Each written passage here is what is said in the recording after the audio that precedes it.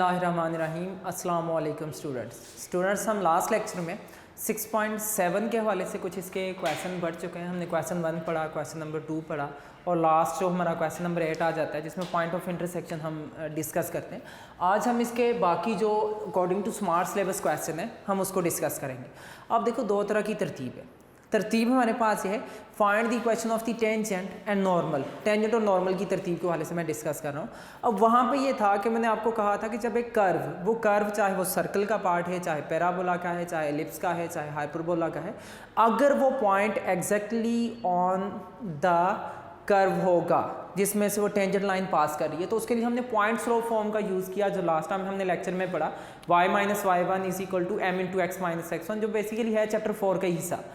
इसके बाद यहाँ पे हम नेक्स्ट जो कंडीशन पढ़ेंगे, a line y is equal to M x plus C tangent to the circle या tangent to the parabola, tangent to the ellipse और टेंजेंट टू द हाइपरबोला। इसके लिए क्या कंडीशन है हमारे पास, यहाँ पे ये बात आप लोगों ने याद रखनी है कि जब वो कहता है find the equation of the tangent to the conic, वो चाहे कॉनिक सर्कल थी, जो मर्जी, चार हम पढ़ चुके हैं, उन चार में से जो मर्जी कॉनिक थी, and passes through the point या parallel to this line, perpendicular to this line, इसके लिए हमें ये सारी कंडीशन यूज करनी पड़ती है। लेकिन अगर वो कहता है वहां पे find an equation of the tangent या normal at the point on the parabola, on the ellipse या हाइपरबोला, ऑन द कॉनिक, अगर वो पॉइंट कॉनिक के ऊपर लाइक करता है तो वो लाइज करने वाला पॉइंट जो होगा उसके लिए हम point slope form y minus y1 derivative या m into x minus x1। लेकिन अगर इस तरह का वर्ड आ जाए जैसे यहाँ पे लिखा है find an equation of the tangent to each of the following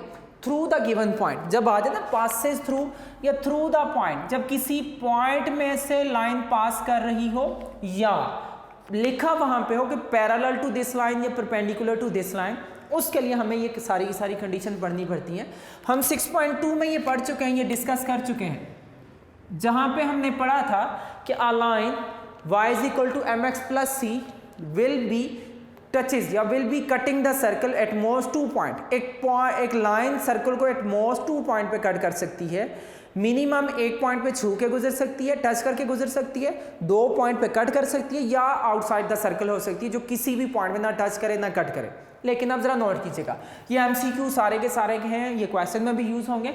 align y is equal to M x plus C tangent to the circle x square plus Y square is equal to A square if, आगे MCQ में ये दो बातें थी जो मैंने टिक करके दी हैं दोनों। A line y is equal to M x plus c, simple a line will be tangent to the circle if c square is equal to A square plus M square. जब हम स्क्वायर रूट करेंगे तो c is equal to plus minus a under root 1 plus M square आएगा। अब इस c की value को जब हम लाइन में पुट करेंगे तो लाइन हमारे पास क्या आएगी, एम एक्स, सी की जगह पे क्या आएगा plus minus A square root में 1 प्लस m का स्क्वायर। ये एक हमारे पास सर्कल के लिए हम डिस्कस कर चुके हैं। इनमें 3 एमसीक्यू मैं बताता हूँ। A line y is equal to M x plus C will be tangent to the circle if, number 1 ये भी हो सकता है कि C square is equal to A square plus M square, ये कंडीशन भी आ सकती है। दूसरा ये हो सकता है, अमूमन ये आती है कि C square is equal to A square 1 plus M square या 1 माइनस एम स्क्वायर। सर्कल में भी पॉजिटिव साइन है तो यहाँ पे भी पॉजिटिव साइन, ये आसानी हो जाएगी आपके लिए याद करते हुए। या अगर हम c की वैल्यू, ये भी पूछा जाता है सी स्क्वायर इज इक्वल टू, ये भी पूछा जाता है कि c इज इक्वल टू, या ये भी पूछा जाता है द लाइन इज, वो लाइन भी हमारे पास क्या आ जाएगी। ये 3 कंडीशन आपसे पूछी जा सकती हैं। ये 6.2 का हिस्सा था। अब हम 6.7 में जो कंडीशन पढ़ते हैं, ये बेसिकली आपकी बुक पे भी मौजूद है। आप लोग जब देखेंगे पेज नंबर आपके पास आ जाता है 302, वहाँ पे थ्योरम नीचे लिखा है, to show that a straight line cut a conic in general in 2 point. किसी भी कॉनिक को एक लाइन 2 पॉइंट पे कट कर सकती है। To find the condition that the line may be tangent to the conic, let a line y is equal to M x plus c cut the conic, ये सारी condition लिखी है। Next page पे 303 पे box जो बना है वहाँ पे पैराबोला का लिखा हुआ है। इसके नेक्स्ट पेज पे 304 पे वहाँ पे एलिप्स और नीचे हाइपरबोला की कंडीशन लिखी हुई है। इसका क्वेश्चन में किस तरह से यूज़ करेंगे वो भी अभी हम डिस्कस करते हैं। सेकेंड बेटा अब नेक्स्ट नोट कीजिएगा, एंड दिस लाइन, मैंने अभी शॉर्टकट लिखा है, this line will be tangent to the parabola y square is equal to 4ax if c is equal to a over m। इस c की वैल्यू जब आप यहाँ पे पुट करेंगे तो y is equal to M x plus क्या आ जाएगा a ओवर m आ जाएगा। ये 2 कंडीशन आ सकती हैं। Line will be tangent to the parabola y square is equal to 4ax if c is equal to, या if a line is tangent to the parabola then option A में C is equal to A over M, C is equal to M over A, C is equal to minus A over M या minus M over A, तो उसमें से आपको याद होना चाहिए। इसी तरह से जब हम इस c की वैल्यू को यहाँ पे पुट करेंगे तो mx plus a over M आ जाएगा, ये टेंजेंट टू द पैराबोला हो जाएगी। ये भी पूछा जा सकता है कि the tangent to the parabola is, वो चारों में से कोई भी 1 2 3 4 आपको जो लाइंस नज़र आ रही हैं वो लिखी हैं, उसमें से आपने अपनी करेक्ट ऑप्शन का चूज़ कर लेना है। आप लोगों को मैं बताता हूँ जो बच्चे आजकल एंट्री टेस्ट की तैयारी कर रहे हैं उनको नज़र आ रहा होगा जो हमारा चैप्टर 4 है क्वाड्रेटिक का फर्स्ट ईयर का, उसमें आप जब 4.7 में जाके वो एंड क्वेश्चन पढ़ते हैं, the roots of the equation will be equal if c is equal to a over m. मैं भी याद आ रहा हूँ, वहाँ पे भी टीचर आपसे यही डिस्कस कर रहा होता है कि ये पैराबोला है, ये हाइपरबोला है, ये एलिप्स है। ठीक हो गया। अब यहाँ पे आप लोग इसको याद कीजिएगा तब, ताकि वहाँ पे भी आपके लिए आसानी रहे। अब पैराबोला की ये पहचान है कि उसमें अकेले एक्स स्क्वायर होता है, अकेले वाई स्क्वायर होता है, हम 6.4 में डिस्कस कर चुके हैं। सर्कल की पहचान हमारे पास ये है कि 2 एक्स स्क्वायर वाई स्क्वायर का कोफिशिएंट 1 होता है, और इसमें याद रखिएगा कि ए स्क्वायर, या आप ये भी कह सकते हैं कि एक्स स्क्वायर वाई स्क्वायर का coefficient exactly same with sign होता है।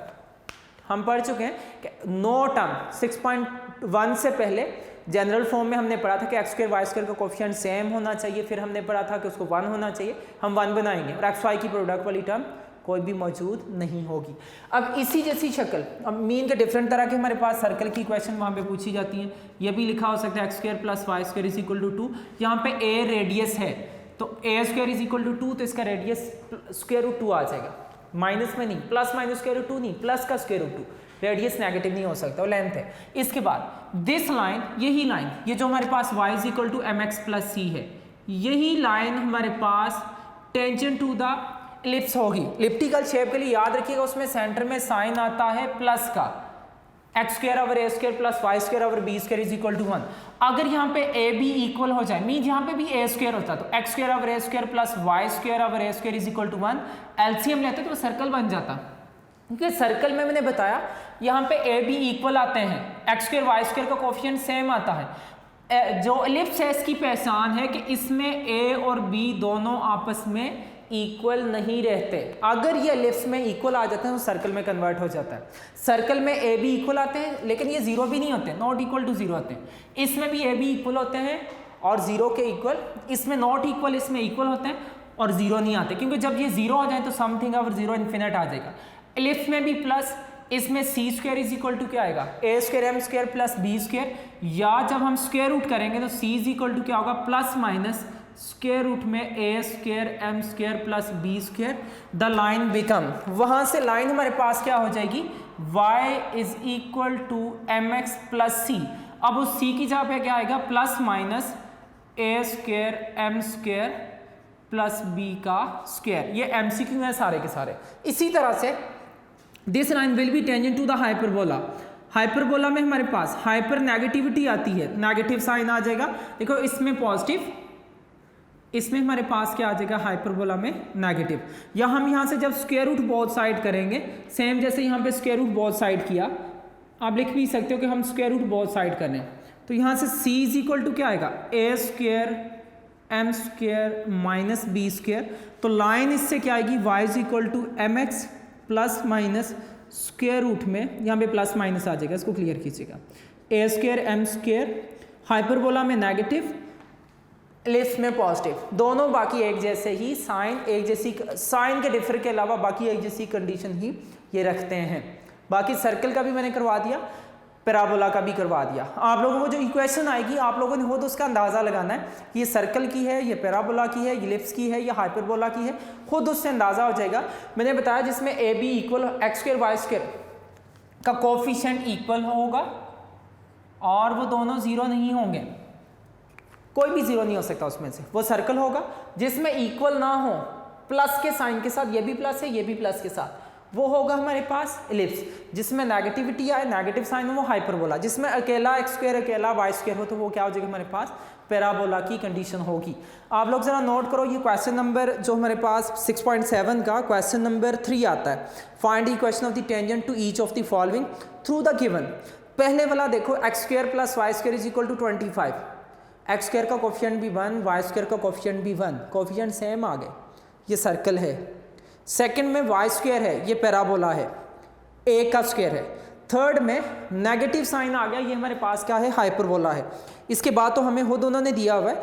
देखो इसमें क्या, find an equation of the tangent to the following through, किसी पॉइंट से गुजरती है।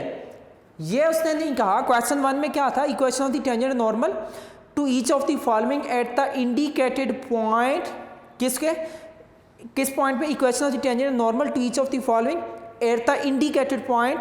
पहला है पैराबोला, पैराबोला के ऊपर वो पॉइंट था, एलिप्स के ऊपर था, हाइपरबोला के ऊपर वो पॉइंट था, कोनिक के ऊपर था। तो उसके लिए हम पॉइंट स्लो फॉर्म, जब पासेस थ्रू द पॉइंट कहा जाए, या कहा हमें इक्वेशन इसमें खुद उसने दी हो parallel to this line, perpendicular to this line, तो उसके लिए हमें ये 4 फॉर्म में से डिसाइड करके यूज़ करना पड़ेगा। जैसे अब लोग यहाँ पे देखें, हमें कहा जा रहा है find an equation of the tangent to each of the following through the given. Second part smart syllabus का हिस्सा है, पासेस थ्रू, पैराबोला से है, पैराबोला इस पॉइंट से पास करते हुए पैराबोला को किसी पॉइंट पे टच कर रहा था। मीन आप रफली डायग्राम, वैसे इसकी ज़रूरत तो नहीं है, हम ये कह सकते हैं ये पैराबोला की शेप थी, एक टेंजेंट लाइन किसी पॉइंट में से पास आउट कर रही थी, लेकिन वो पॉइंट पैराबोला के ऊपर नहीं था। रफली मैं आपको शो करके दिखा रहा हूँ। इसके लिए हमें ये लिखनी पड़ेगी y is equal to M x plus C की लाइन। अब उस c की जगह पे पैराबोला में a ओवर m आता है। यही कंडीशन आप लोगों को देखिएगा 4.7 क्वाड्रेटिक में भी नजर आएगी कि उसमें लिखा the roots of the equation will be equal. वहाँ पे भी सर ये कहते हैं एलिप्स की फॉर्म है, एलिप्स की टेंजेंट ये आती है, आपको वहाँ पे डिस्कस किया जाएगा। ये सारी की सारी कंडीशन है। हम यहाँ पे अगर देखें, हम सोल्यूशन में लिखेंगे कि गिवन इक्वेशन क्या है, Y square is equal to 12x। इसको कंपेयर कर लो, compare with Y square is equal to 4ax। Y square के x के equal to 4a is equal to 12 हो जाएगा। a की वैल्यू डिवाइड होने के बाद किसके इक्वल आ जाएगी, 3 के इक्वल। हम लिखेंगे कि we know a tangent to a parabola. एक पैराबोला के ऊपर टेंजेंट क्या होती है, y is equal to M x plus a over m. Put a is equal to 3। जब a की जगह पे हम 3 पुट करेंगे तो y इज इक्वल टू क्या आएगा, m x plus 3 over m. इसके बाद देखें कह रहा है this tangent passes through this point. हम लिखेंगे कि सिंस इक्वेशन नंबर 1 या दिस टेंजेंट पासिस थ्रू, कहाँ से पास आउट करती है, passes through 1,4। So put x is equal to 1 और y is equal to x is equal to 1, y is equal to 4 in equation number 1। जब हम put करेंगे तो 4 is equal to m into 1 plus 3 over m। LCM कर लो। जब हम इसका एलसीएम करेंगे तो हमें क्या मिलेगा, m स्क्वायर प्लस 3। ये डिवाइड तो इधर आके क्या हो जाएगा, 4m is equal to m square plus 3।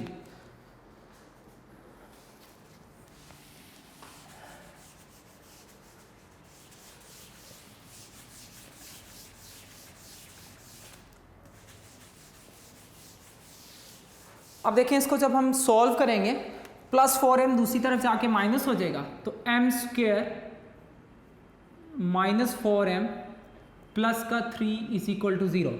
क्या आपको ये नजर आ रहा है, क्वाड्रेटिक है, ये है क्वाड्रेटिक इन m। अगर ये क्वाड्रेटिक इन m है तो हम यहाँ से m की वैल्यू फाइंड आउट कर सकते हैं। कैसे, इसकी मिड टर्म ब्रेकिंग भी कर सकते हैं या इस पे क्वाड्रेटिक फार्मूला भी लगा सकते हैं। कंप्लीटिंग स्क्वायर के हवाले से मैंने आपको बार बार डिस्कस किया, जब बाउंड करे तो करते हैं, अदरवाइज हम कंप्लीटिंग स्क्वायर का स्टेप यूज नहीं करते। तो हम इसके फैक्टर बना लेते हैं। इसके फैक्टर क्या होंगे, माइनस 3m माइनस का 1m plus 3 is equal to 0, जिसका मिड टर्म ब्रेकिंग आप लोग कहा करते थे।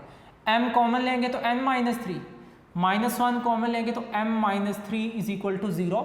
तो दो तरह की वैल्यू यहाँ से आएंगी, m minus 3, m minus 1 is equal to 0। यहाँ से हमें एक m मिल जाएगा 3 और एक m किसकी इक्वल आ जाएगा 1 के। जब हमें स्लोप का पता चल गया तो हम क्या करेंगे, इन दोनों को क्या करेंगे, putting value of m in equation number 1। जब इक्वेशन नंबर 1 में पुट करेंगे तो हमें इक्वेशन मिल जाएगी टेंजेंट की नंबर 1 पे, when m is equal to 3 तो y is equal to mx, जहाँ पे m की जगह पे क्या लिखा जाएगा 3x प्लस 3/3। पता चल गया, m की जगह पे 3 लिखेंगे तो यहाँ से हमारे पास क्या आएगा, y is equal to 3x plus 1, या क्या लिखेंगे कि 3x माइनस का y प्लस का 1 इज इक्वल टू 0। ये एक टेंजेंट लाइन हमें मिल गई। सेकंड नंबर पे when m is equal to 1, जब m की वैल्यू 1 है तो y इज इक्वल टू क्या आ रहा है हमारे पास mx, जो 1x हो जाएगा प्लस 3/1 हो जाएगा तो y is equal to x plus 3। इसको शिफ्ट कर लो तो हमारे पास क्या आएगा, x माइनस वाई प्लस का 3 इज इक्वल टू 0। ये दो टेंजेंट लाइन होंगी जो पासेस थ्रू द पॉइंट 1,4 हैं। आप लोग इसका आंसर भी वेरीफाई कर सकते हो। 6.7 क्वेश्चन नंबर 3।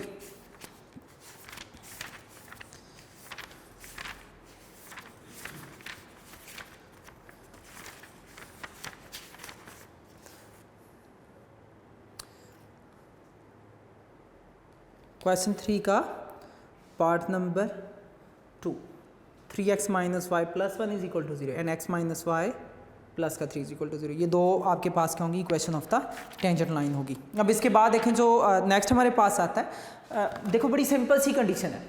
इसमें हमें प्रॉब्लम क्या थी, हमें a तो मिल गया था, प्रॉब्लम ये थी हमारे पास कि इसमें हमें वैल्यू ऑफ m डायरेक्टली नहीं दी थी, हमें m की वैल्यू फाइंड आउट करके आंसर निकालना था। सेकंड में देखें जो इसके बाद स्मार्ट सिलेबस में क्वेश्चन नंबर 5 है, इंतहाई simple, find an equation of the tangent to an ellipse. ना कहा जाता तो हम इसको भी एलिप्स ही कहते हैं, क्योंकि सेंटर में प्लस आ रहा है, एक्स स्क्वायर का कोफिशिएंट 1/4 है, वाई स्क्वायर का कोफिशिएंट 1 है। ये कोफिशिएंट सेम हो तो सर्कल बन जाना था, सेम नहीं है तो ये एलिप्टिकल शेप है, एलिप्स है, which is parallel to this line.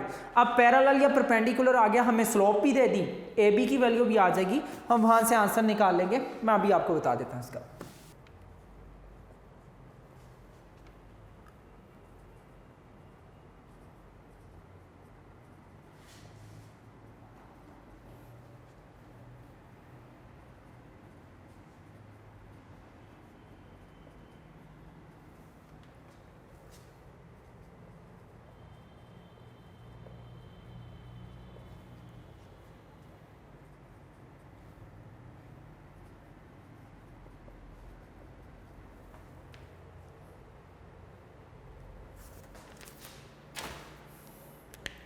अच्छा, अब जरा देखें क्वेश्चन नंबर 5 में हमें क्या कहा जा रहा है, find an equation of the tangent to the ellipse. मैंने एलिप्स नहीं लिखा, मैंने सिंपल कंडीशन लिखी, मुझे पता है एलिप्स की शेप है, एलिप्स की इक्वेशन है, which is parallel to this equation. अब पैरेलल परपेंडिकुलर चैप्टर 4 से बार बार डिस्कस करें कि स्लोप के वाले से डिस्कशन है।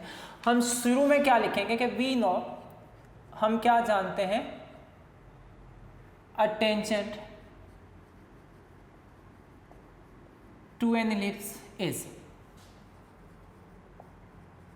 एलिप्स के ऊपर टेंजेंट क्या होती है, y is equal to mx plus minus, ellipse में प्लस आता है, a square m square plus b का स्क्वायर। ये हमारे पास एलिप्स के ऊपर टेंजेंट आती है। मैं इसको इक्वेशन नंबर 1 का नेम दे देता हूँ। कहाँ पे वैल्यू ऑफ a है, कहाँ पे वैल्यू ऑफ b है, अभी मैंने आपको ये बता दिया सारा का सारा, जो अभी ये चलो सर्कल का और उसका रह गया पैराबोला का, बाकी दो मैंने यहाँ पे डिस्कस किए थे, एलिप्स का और हाइपरबोला का। एलिप्स ऊपर थी और हाइपरबोला नीचे था, दोनों एक जैसे थे, लेकिन फ़र्क ये था कि हाइपरबोला में यहाँ पे नेगेटिव आ जाता है, हाइपर नेगेटिव, एलिप्स में पॉजिटिव रहता है। अब m की वैल्यू कहाँ से निकालें, a b कहाँ से निकालें। देखिए हमें गिवन में जो दिया है, गिवन इक्वेशन क्या दिया, x square over 4 plus Y square, इसके नीचे कोई वैल्यू नहीं है, ओवर 1 इज इक्वल टू 1। इसको क्या करेंगे, कंपेयर विद स्टैंडर्ड फॉर्म, इसकी स्टैंडर्ड फॉर्म के साथ इसका कंपैरिजन कर लो, X square over A square plus Y square over B square is equal to 1। यहाँ से ए स्क्वायर 4 हो जाएगा और बी स्क्वायर यहाँ से किसके इक्वल आ जाएगा, 1 के। A square B square, A B निकालने की जरूरत ही नहीं है, ए बी क्यों, हमें ए स्क्वायर बी स्क्वायर निकालना है। आल्सो गिवन लाइन क्या है, गिवन लाइन हमें जो नज़र आ रही है उसकी इक्वेशन हमें मिल रही है 2x माइनस 4y प्लस का 5 is equal to 0। Slope of given line, given line की स्लोप आपको पता है, इक्वेशन ऑफ लाइन दी हो तो स्लोप निकालते थे a ओवर b। a हमारे पास कहाँ से आता था, कोफिशिएंट ऑफ x, b कहाँ से आता था, कोफिशिएंट ऑफ y। जब हम इसको कैंसिल करेंगे तो हमारे पास गिवन लाइन की स्लोप क्या हो जाएगी, 1/2 ड्यू टू पैरेलल। पैरेलल होने की वजह से हमें पता है स्लोप इक्वल आती थी, तो slope of required tangent line,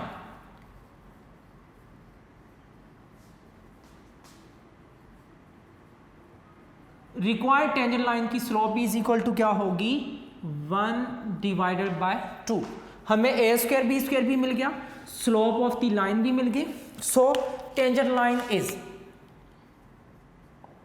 इसकी टेंजेंट लाइन क्या हो जाएगी, y इज इक्वल टू, जो हमने इक्वेशन नंबर 1 की है आप ये भी कह सकते हो put in 1, y is equal to mx, m की जगह पे 1/2, x अपनी जगह पे रहा, प्लस माइनस a का स्क्वायर m का स्क्वायर, a का स्क्वायर मीन 4, m का स्क्वायर, m की वैल्यू 1/2 तो 1/2 का स्क्वायर करेंगे 1/4, प्लस b का स्क्वायर करेंगे तो हमारे पास b का स्क्वायर किसके इक्वल आ रहा है, 1 के।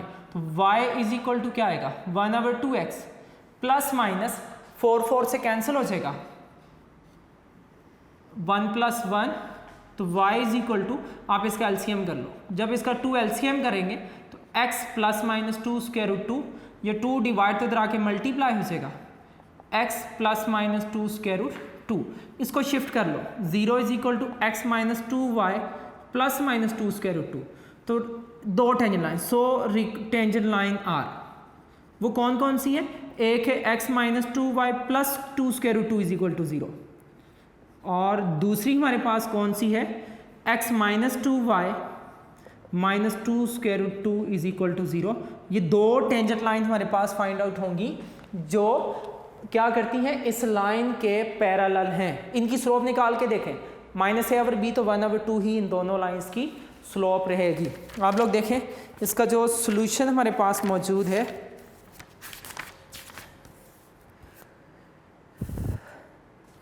x - 2y प्लस 2√2 और x - 2y - 2√2, क्वेश्चन नंबर 5 का सलूशन आपके पास मौजूद है। इसके बाद स्मार्ट सिलेबस में इसका कोई भी हिस्सा इस तरह का शामिल नहीं है। लास्ट टाइम पे मैंने आपको बता दिया था कि आप लोगों ने किस तरह से क्वेश्चन नंबर 1 सिंपल मैंने आपको बता दिया था कैसे टेंजेंट नॉर्मल लिखेंगे डेरिवेटिव लेके। क्वेश्चन नंबर 2 भी मैंने बता दिया था, पॉइंट 1 दिया हुआ पे आपको, जैसे कि इसमें पहले में y की वैल्यू दी है और दूसरे में y की वैल्यू दी है, तीसरे में x की वैल्यू दी है। स्मार्ट सिलेबस में जो सेकंड पार्ट इसका क्वेश्चन 2 का शामिल है, y की वैल्यू पुट करेंगे, x के आंसर आएंगे, पॉइंट आ गया, डेरिवेटिव लेंगे इक्वेशन का, वहाँ से इक्वेशन ऑफ टेंजेंट लाइन आ जाएगी। क्यों, ये कॉनिक के ऊपर इंडिकेटेड पॉइंट है, जब पासिस थ्रू द पॉइंट या parallel to this line, perpendicular to this line आ जाए तो उसके लिए हमें ये दूसरी टेंजेंट लाइन जो आज मैंने आपको 4 बताई, MCQ के तौर पर भी ये बोर्ड में आती है, उनका यूज़ करना पड़ेगा। ये हमारी क्वेश्चन लास्ट तकरीबन यहाँ तक ही कंप्लीट हो रही थी। क्वेश्चन नंबर 8 भी हमारा यही है, पॉइंट ऑफ इंटरसेक्शन, जो हम कर चुके हैं। नेक्स्ट जो हमारा टॉपिक है पेज नंबर 310 पे ट्रांसलेशन ऑफ एक्सिस, फिर पेज नंबर 311 पे रोटेशन ऑफ एक्सिस। इसके हवाले से हम कुछ हद तक डिस्कस कर भी चुके हैं। ये किस वर्क के लिए यूज़ होता है, इसको हम वहाँ पे तो हम सिंपली पुट करके एक आंसर इक्वेशन निकाल लेते हैं। बात तो वही होती है कि एक इक्वेशन अगर ट्रांसफ़र होती है तो ट्रांसफ़र होने के बाद उस पर क्या क्या उस पर इन्वेस्टिगेशन स्टार्ट होती है, उसकी प्रॉपर्टीज़ में क्या चेंजिंग आती है, वो सारी की सारी हम इंशाल्लाह नेक्स्ट लेक्चर में सीखेंगे।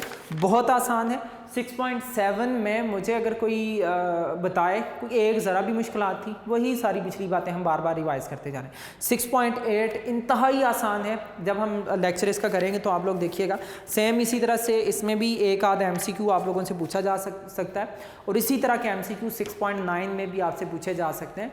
MCQ के लिए इनको ज़रूर कीजिएगा, बाकी 6.7 तक काफ़ी है, वहाँ तक अगर आप लोग अच्छी तरह से कर लेते हो। आगे भी देखिएगा, कोई मुश्किलात नहीं है क्वेश्चन में, लेकिन वो इतना ज़्यादा सिलेबस करने का हमें नुकसान ये होता है कि लास्ट डे पे हमारी 2 मैक्सिमम छुट्टियाँ होती हैं, कितना को रिवाइज़ कर लेंगे, तो हम फंस जाते हैं कि किसको रिवाइज़ करें किसको ना करें। मैक्सिमम 6.7 तक करके बाकी MCQ ज़रूर कर दें 6.9 तक, वो बोर्ड में आ जाते हैं बार बार, ताकि आपके मार्क्स में कोई डिडक्शन ना रहे। ये हमारा लेक्चर आज का यहाँ तक ही था। मेहनत करो बेटा, एग्ज़ाम भी अब पास हैं ताकि आप लोगों के लिए आसानी रहे। अल्लाह हाफिज़। अस्सलामु अलैकुम रहमतुल्लाहि व बरकातुहू।